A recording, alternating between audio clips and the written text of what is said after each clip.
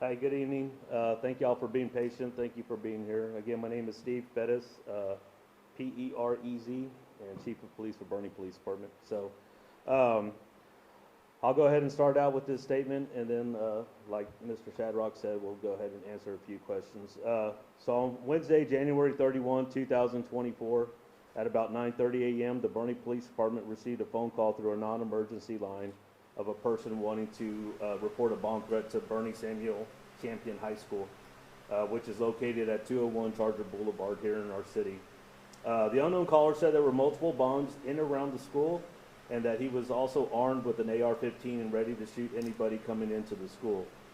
Our school resource officer, who was already inside the school, along with our patrol officers, were immediately dispatched and began a preliminary search of the school looking for signs of explosives and also an active attacker.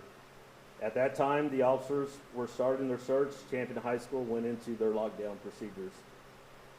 Shortly after learning of the threat to Champion High School, there was some internal communication about another incident this incident at Champion High School being a possible distraction for another separate threat that was involved and with another individual that may attack Boerne High School. At that time, we divided our emergency personnel, which included police, fire, and EMS, and sent them to Boerne High School, and that school also went into lockdown procedures. Both incidents were being managed immediately from incident command that was set up at Champion High School that morning. So due to the threats received, we had multiple agencies respond. The list of agencies include the Boerne Police Department, the Boerne Fire Department, Kendall County EMS, the Kendall County Sheriff's Office, FBI San Antonio, Texas DPS along with our Texas Ranger, the San Antonio Police Department Bomb Squad, Homeland Security, ATF, Universal City Police Chief, and Hollywood Park Police Chief. We had about 7 canines on the scene later after we requested them, and 2 being from one of our local area canine facilities, which is Worldwide Canine, who assisted with searching for explosive devices in the schools. There was one juvenile male who was detained at Champion High School. I know that's been being circulated on social media. This young man was walked out of the school on his own towards the officer after the lockdown had been implemented, and refused to cooperate with the officer's instructions, who were setting up on the outer perimeter. After he was determined he was not involved in the incident, he was released back to the school administrators and then eventually his parents. There were no guns, there were no explosives found at either school, so I want to make sure that was clear. Our investigation of the Boerne High School threat was determined to be false, so that school was cleared and allowed to resume normal operations. Once Champion High School was cleared, Boerne officers, Boerne Fire Department, and Kendall County EMS stood by to ensure the hundreds of parents that were waiting outside the scene were able to pick up their children.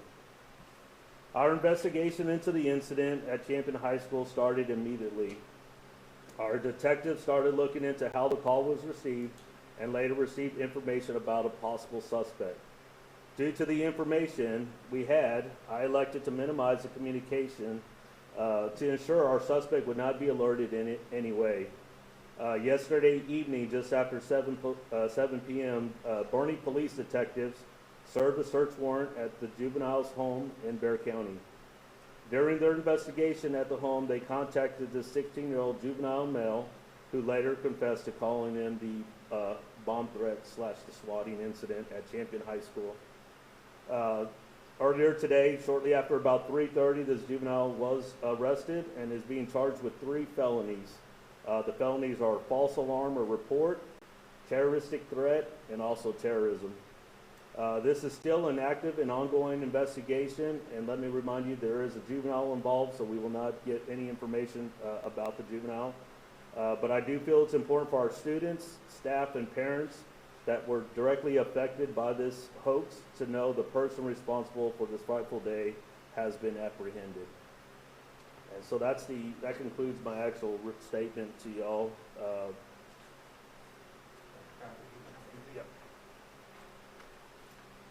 Thank you, Chief Perez.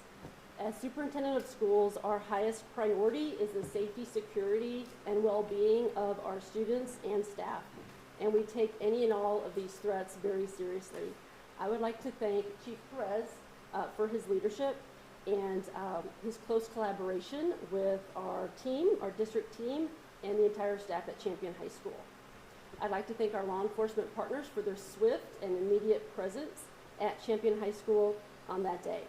I'd also like to recognize the efforts of Champion High School Principal, Dr. Nahosa, and his entire staff and all of our students on that day.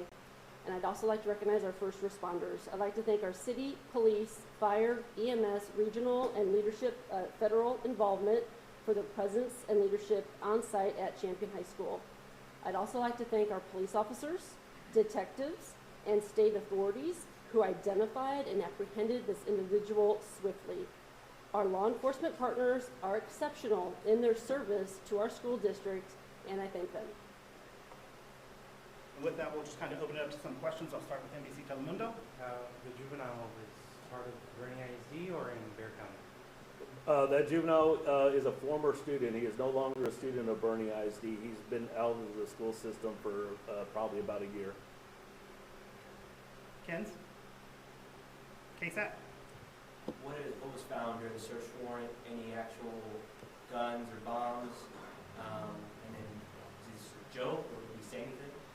So we won't go into the details of his statements because that's a still ongoing investigation. But what we did in the search warrant was for electronic devices, computers, cell phones, anything that we felt was used to push out that message. And so that's what we're in there. But no guns, no bombs, no anything like that was found at his residence. Do we know any history of a bad reputation at BISD while he was a student here? Or That's still ongoing investigation. That's still part of it. Since we just arrested him today, that's part of the ongoing part is to get all his background and everything. So that's still ongoing. any criminal history or juvenile criminal history that we're aware of? No, sir. Not that we know at this point. Thank you, Bernie Starr. The phone number listed in the threat, was that a 7-something area code? Was that trackable, or was his number a 210 or a 330? So as far as the phone number, we're not going to go into the information on the phone number because that's a big part of the investigation. So I'm just going to leave it at that. But we're not going to go into the number that was put out on social media. That is not his personal number, though. Did the 16-year-old have brothers, sisters in the school system? Not that we're aware of. Express News. So a lot of people are mobilized for this threat and Correct. cost a lot. Is there any discussions about either upping EPD presence at the school and what safeguards could be used to prevent stuff like this, or is this kind of mobilization going to be required anytime somebody does something like this? Yeah, so we have a contract with the school for school resource officers. So our officers are actually in the school. We continue to keep those officers. There's a SRO in every school within the Boerne Independent School District, whether it's supplied by our department, the Sheriff's Office, or Fair Oaks Ranch Police Department. We're also going to continue to monitor. This is one of those things that was called in. We have to take every hoax. Any call like this, we have to take it seriously and do our due diligence to prove otherwise. So. How many officers at one time may have been a champion So in the school doing the searching? So I know just from our department alone, we had about 20, and I would probably say add about 30 more between all the other entities I mentioned earlier, along with the canines. So. KBB. I was out at sea yesterday, and with the group of parents, there's a lot of parents that were there that day, yesterday, that were extremely frustrated, no information whatsoever. They were asking us, and we had nothing to give them. What to say to that? So as far as the communication that was putting out, we were putting out information through our Boerne Police Department Facebook page. Usually whenever there's a major or serious incident within the Boerne city limits, we fall back with our communications director, and so all the emergency information flows through our page. So people get the accurate information and they get it timely. And we were putting that message out to those folks, to the community who are following the page. As I mentioned earlier, some of the details as far as addressing the media and addressing the social media, stuff like that, once we kind of learned about a possible suspect, a person of interest at that time, we wanted to minimize the information, the details that were going out because we didn't want to impede with the investigation itself. After Uvalde, are there still lessons to be learned out of this? Well, of course, there's a report from the DOJ just came out, a 600-plus page report. So all that's going to go through. We are looking at that. We're looking at all the recommendations. And I think every police department across the country, if not the world, is going to look at that and take those recommendations seriously. How soon after the 925 call came in, did you have officers in the building? It was immediately, we already had an SRO in the school, correct.